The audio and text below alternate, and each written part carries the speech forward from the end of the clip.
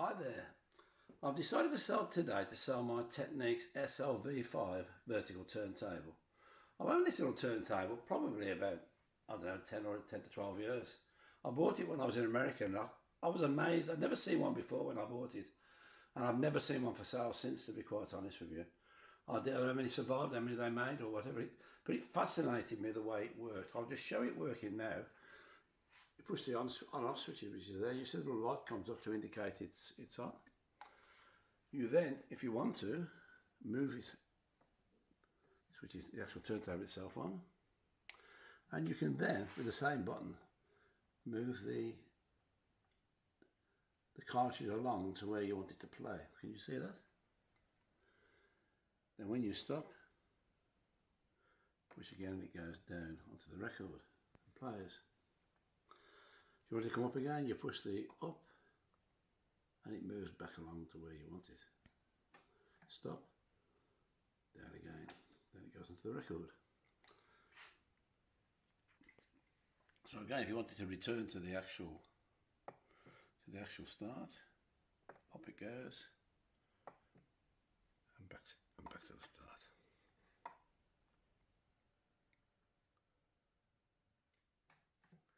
So I'll just do that once more. So you see the record was now stopped. Start the record, I push start. That starts the record going. It also drops the cartridge onto the record. I can then raise the cartridge and move it then along to wherever I want it on the record. Track number 6, shall we say, or whatever. Push that again and then it goes to play the record.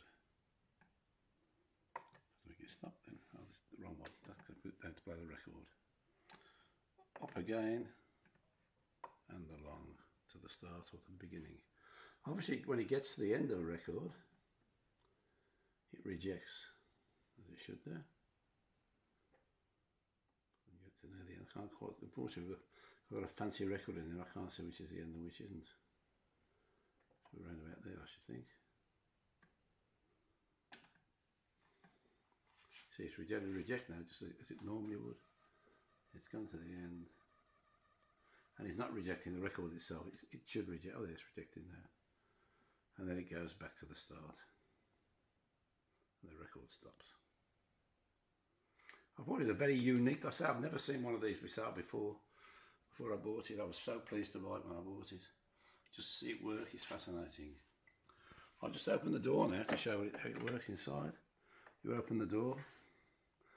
There's obviously the record itself. You just pull the record off, and there's the actual turntable itself. Overall, the air conditioner thing is quite good. I mean, quite good is about the understatement.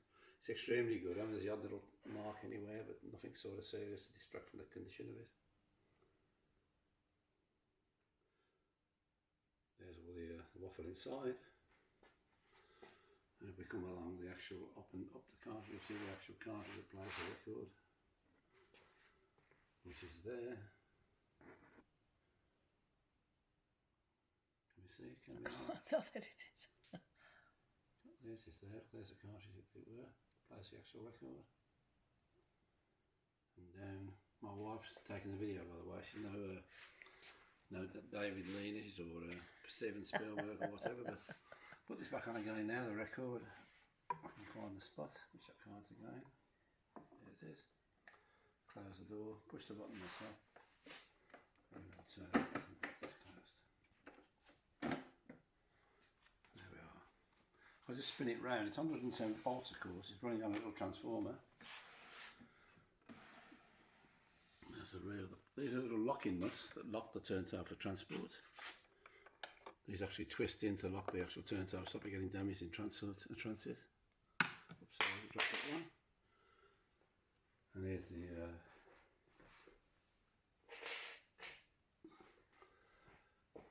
the there's your phonos. The phono outputs there, of course, just down the bottom there, just the one, being a record.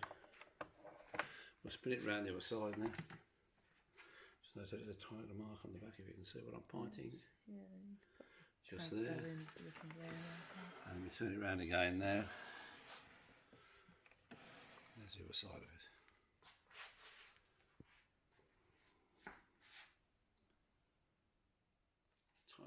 specks I noticed there, which you can't see in normal stuff. You see a little speck, Oh yeah, it's it's a little bit of wear, isn't it?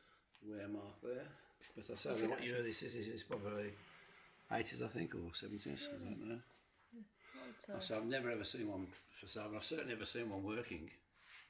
They're quite unique.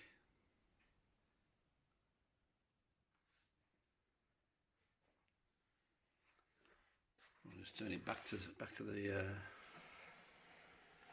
centre again, centre position. I'll just switch on the record to show it working. Start is there, looking away it goes. it's cool, isn't it? It's very cool, isn't it? I'd like to know what the name of the record is. I can't think what the name of the record is. I will put it in the description, the name of the record, just in case somebody wants the record more than they want the turntable. It does play 45s or 78s, of course, or 78s or 33s. And there's a little sensor in the turntable that recognises if it's a 33 and a third or a 45. But there we are then. And I say we want to move that across to where we want it. Comes off and moves it along to where it's got to play. We want it there, maybe need it back, want it back just a little bit. There we go, just back a little bit. And we push the button and it goes into the record. Very simple really the way it works. Lift it off again and return it to the start position. There's a little scale, you can see the scale that gives you indication as to where the turntable is on the record, as you can see. And there's the we'll start this again, by the way, just a bit of novelty.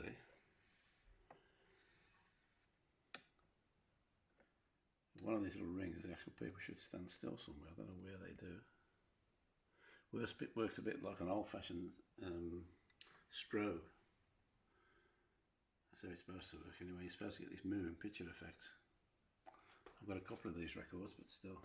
The record is not with the turntable, by the way. The record is sold separate. It's not sold separately.